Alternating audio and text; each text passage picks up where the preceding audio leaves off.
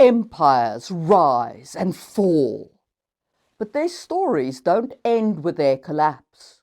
What comes next? How do the ruins of once mighty empires give birth to something new? Successor states rise, cultures adapt, and the shadows of the past linger. Today, we're exploring what happens after an empire crumbles and how its legacy shapes the future. Welcome to the final episode of Just in Time Worldbuilding's Fantastical Empires with your host, Marie Mullaney.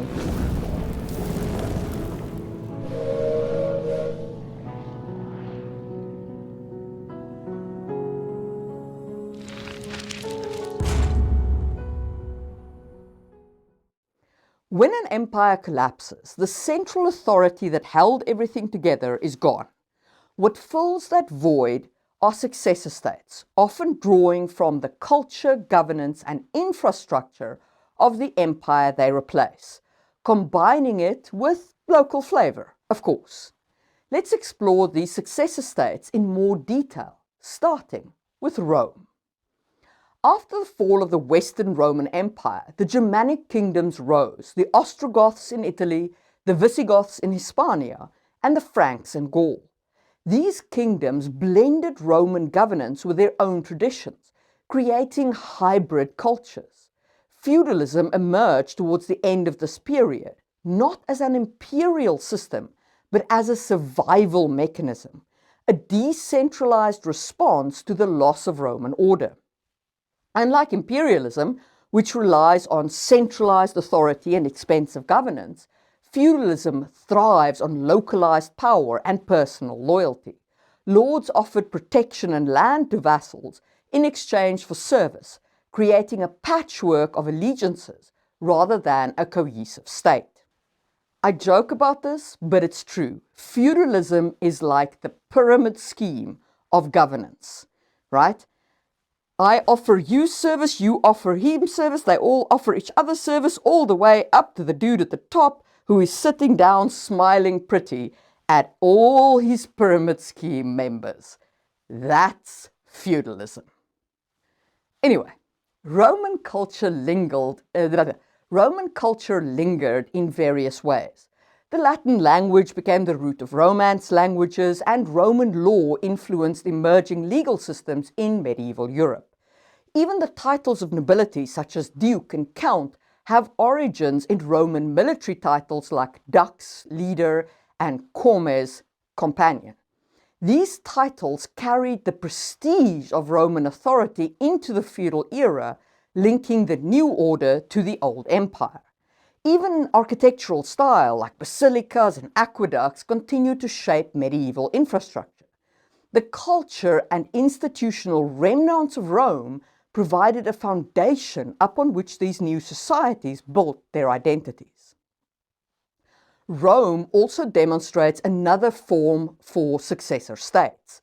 The Eastern Roman Empire, often referred to as the Byzantine Empire, stood as a direct continuation of Roman governance, albeit on a smaller scale. Centered in Constantinople, it retained many aspects of Roman law, administration, and military structure while adapting to the evolving needs of the medieval world. The Byzantines preserved classical knowledge, religious traditions, and engineering innovations, acting as a bridge between antiquity and the Renaissance. Their survival for nearly 1,000 years after the fall of the Western Empire underscores how a fragment of an empire can evolve into a resilient and distinct entity, carrying the imperial legacy forward in a new form. And if we go further east to China, the collapse of the Han Empire led to the very chaotic Three Kingdoms period. Wei, Shu, and Wu vied for supremacy, each claiming to be the legitimate heir of the Han. This was not merely a struggle for territorial dominance, but also an ideological battle. Confucian ideals, which had been deeply entrenched during the Han dynasty, continue to play a pivotal role in governance.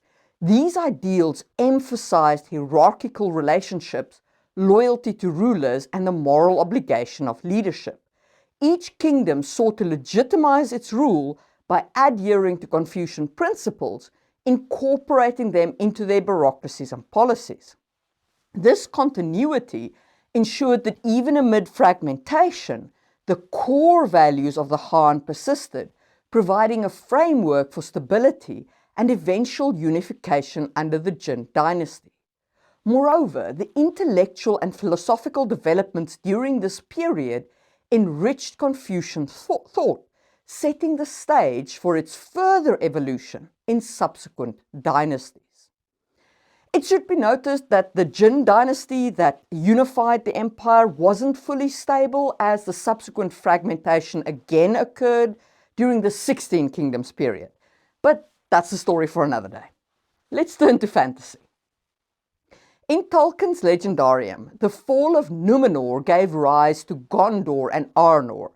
These kingdoms inherited Numenorian culture, architecture, and governance, but their trajectories diverged. Gondor thrived, while Arnor fragmented into smaller realms.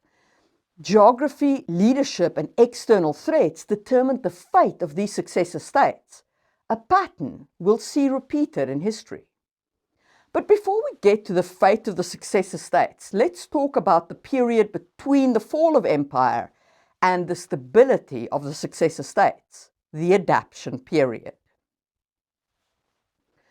The fall of an empire isn't just a story of decline, it's a time of adaptation. Societies must find ways to survive, often leading to innovation and transformation. After Rome, Europe faced economic collapse, declining urban centers, and shifting power dynamics. The removal of Roman legions from the provinces left a power vacuum that fundamentally altered the fabric of society.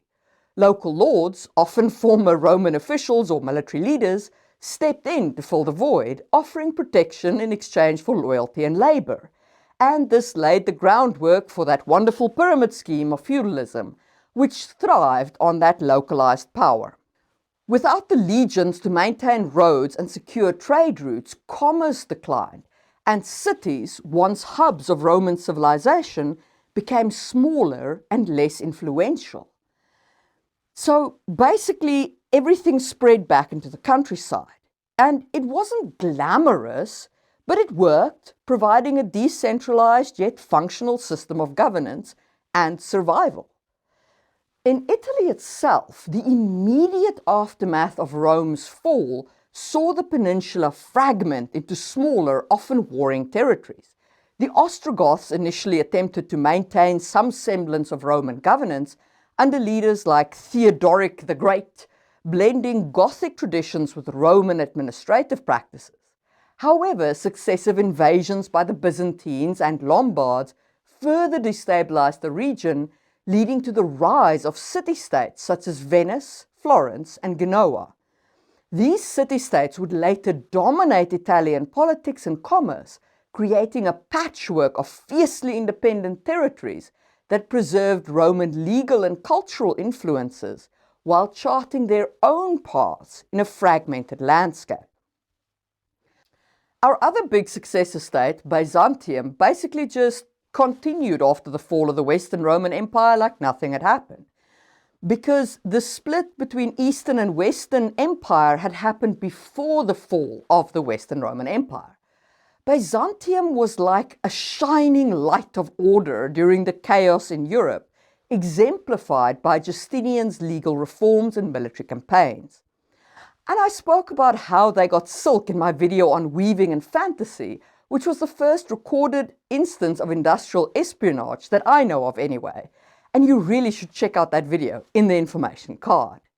By the way, if you're interested in Byzantium, there's a great historical fantasy series by Judith Tarr, The Hound and the Falcon, that is partially set in the period of the Fourth Crusade and is a fascinating read.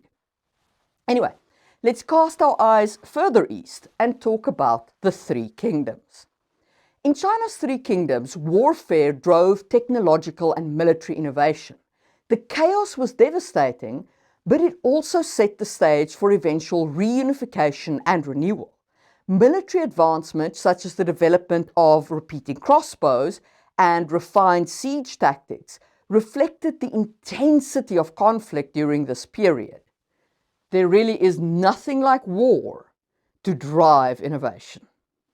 Naval strategies became increasingly important as the Yangtze River served as a critical battleground.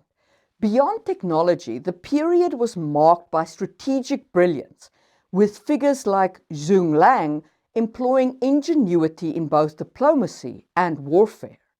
And as we spoke about earlier, Confucian ideals continue to play a stabilizing role, offering a moral framework for governance amidst the turmoil.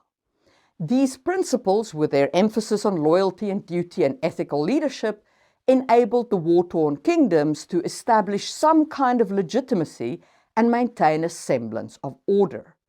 Ultimately, the enduring influence of Confucianism and the innovations of this era laid the groundwork for the eventual reunification of the Chinese Empire. Turning to fantasy, Gondor faced its own adaptation period, consolidating power and forging alliances. Successor states like Gondor often need to balance preserving their imperial legacy while addressing the challenges of a new world order. And this meant fortifying their borders against threats like Mordor, while maintaining internal cohesion among its diverse population. And the absence of Númenórean central authority required leaders to adapt to a more fractured landscape, even as they looked back on that time with rose-tinted glasses, as people always do. Gondor's reliance on ancient infrastructure and traditions reflected its efforts to preserve the past while ensuring survival in a volatile Middle-earth. Its alliances, such as those with the Rohan, emphasized the importance of unity among successor states to withstand external pressures and maintain stability. By the way, if you have questions about anything I've mentioned so far, I've got a quarterly newsletter where I explore deeper thoughts on videos and on my writing, and there's also a Q&A section from you, my viewers and readers. The link to sign up for the newsletter is in the description, and you can submit questions on that same link. It's free, so if you want more content from me, sign up today. Okay, enough of that. Back to successor states and their future. Successor states can follow drastically different trajectories in terms of their futures. Some fragment into smaller, self-contained entities, while others unify under a new central authority. Comparing Europe after the fall of the Western Roman Empire to China following the Three Kingdoms period reveals some key reasons for these contrasting outcomes. In Europe, no single state managed to reassert control over the entire continent the way Rome had. Geography played a significant role in this, of course. Mountains, rivers, and dense forests created natural boundaries that encouraged the rise of independent kingdoms rather than a unified empire. Cultural and linguistic diversity further splintered the region, with Germanic, Celtic, and Latin traditions blending but never consolidating. And the feudal system also decentralized power, as local lords often wielded more influence than a distant monarch. While there were attempts at unification, such as those by the Merovingians and the Carolingians, their effort never matched the scale or cohesion of Rome. China, on the other hand, saw the eventual reunification of the Three Kingdoms under the Jin dynasty. Several factors contributed to this outcome. First, China's geography, dominated by vast river systems and fertile plains, facilitated integration and communication. Second, a shared cultural and philosophical framework, particularly Confucianism, provided a unifying ideology that emphasized hierarchy and loyalty to a central authority. This continuity of values enabled successive dynasties to rebuild and maintain centralized governance. And finally, the administrative and bureaucratic systems established during the Han Dynasty were deeply entrenched, offering a ready-made framework for new rulers to assert control. One particularly interesting aspect in the determination of the future of successor states is that role of ideology. In China, Confucianism provided a consistent framework for governance and societal structure, deeply embedding itself within the state apparatus. And this alignment of moral authority and political control helped facilitate the eventual reunification of the three kingdoms. In Europe, the core ideology that could have played such a unifying role was Christianity, but it did not. Christianity, while influential and while it did create some unity, played a very different role. Unlike Confucianism, which is tightly integrated with governance, Christianity often acted as a parallel authority to emerging feudal states. The Catholic Church wielded immense power, but it frequently clashed with secular rulers over authority and resources. And this created fragmentation rather than unity. Furthermore, the Church's focus on spiritual salvation and the afterlife offered less direct guidance for governance compared to Confucianism's emphasis on ethical rulership and social hierarchy. I don't have any huge studies to base this on. I was just looking at the two cultures side by side when I was researching this video, and I was like, man, they both have a unifying ideology, but the one is very, very focused on the state and governance. And Christianity's focus was obviously not on that. I mean, if you look at the texts in the Bibles, the only things that really speak to governance is things like render unto Caesar what is Caesar's, and, slaves obey your masters, and those kinds of verses. So there wasn't this direct guidance on governance.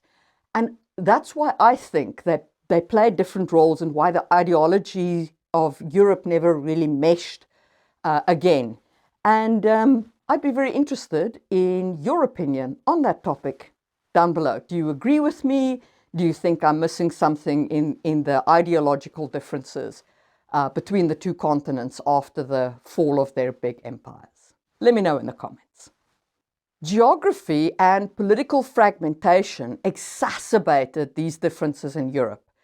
The lack of centralized power structures allowed regional lords and monarchs to exercise authority independently, often at great odds with the church, as witnessed by, so many conflicts.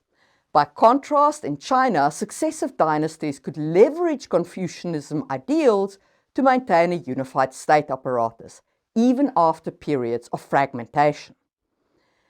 So when you are creating your post-imperial fantasy landscape, consider your ideological unification of the empire, right? And what happens after the split? And does it lead to reunification, or does it support more fragmentation? This can add depth and realism to your successor states. The collapse of empire does bring chaos, but it also creates opportunities for new powers to emerge. Chaos is a ladder and all that. The end of Rome's central authority paved the way for new kingdoms, and feudal kingdoms arose and eventually gave rise to the Renaissance and, the Europe we know today. These new states preserved some fragments of the old empire while forging their own paths. China's three kingdoms saw the rise of legendary strategists like Zhuge Liang, whose innovations left a lasting impact on Chinese culture and history. In fantasy, the fall of Numenor allowed Gondor and Arnor to become beacons of hope in Middle-earth, shaping the fight against Sauron. Successor states don't just inherit the past, they also create the future. So what does all that mean for you, the fantasy world builder? When you are building your post-empire landscape, ask yourself, what defines the identity of your successor states? Do they cling to the old empire's legacy, or do they forge something entirely new? Which remnants of the empire persists? Its culture, its technology, its governance model, its ideology. How do the people of the former empire adapt to a world without centralized rule? And if you know the answers to those questions, don't forget to fill in the form about your empire linked below. At the end of the series, I'll be reviewing your submissions in a live stream where I'll analyze and discuss the empires you've created. And here's the fun part. My favorite submission of an empire will win a signed copy of my first book, The Hidden Blade. So if you're interested in participating or just want to hear me analyze these community-created empires, make sure to fill out that form. Empires may fall, but their echoes linger, shaping the worlds they leave behind. For a world builder and a storyteller, this is a rich narrative vein to tap into, and it's well worth considering how empires have played out in the history of your world and how they have shaped the subsequent successor states. Or you might have an existing empire that is somewhere in its life cycle right now, and considering how it plays out, how that life plays out, can create fantastic plot potential. So, I hope you've enjoyed this episode and this series. If you have, hit like, subscribe, and consider joining the channel for early access to videos and exclusive world building resources. And thank you to all of the amazing members of my channel for making this series possible. And a special shout out to my Build It in Stone and Build It in Wood members, who are the real MVPs. If you're hungry for more world building, check out my video on using history to create a fantasy plot, or whatever the algorithm is recommending for you right now. And I will see you soon for another episode from Just in Time World Building, where we build what we need when we need it.